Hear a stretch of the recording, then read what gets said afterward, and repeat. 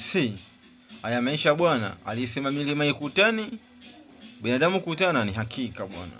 Nilikuwa na ex mmoja wa zamani hivi, nilikuwa nampenda hivi, nilikuwa namtakataka fulani hivi, nampenda hata japo tulikuwa tumeachana, lakini kama kwa bado kana stuka hivi, kana dunda kwenye nanilia, kwenye mtima wangu. Nikimuona hii changanyikiwa, sasa nikutana naye sehemu moja hivi, kana nampiga jicho ameinama tu, nampiga jicho ameinama tu, nampiga jicho ameinama.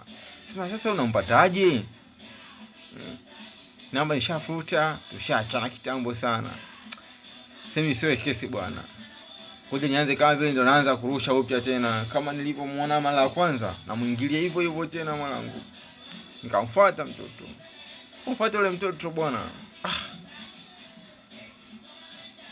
si nitegemea labda atanijibu kashfa nini, labda namna gani vipi, sinaelewa tena. Kipindi kile nilikuwa bado, alafu sitosha mwenyewe kipindi kile. Sasa nilikuwa simekaa namna gani vipi, sasa nimeanza kuona hela tumeshaanza kupatikana kama mwili kamenona hivi, kakitambi kanajitafuta.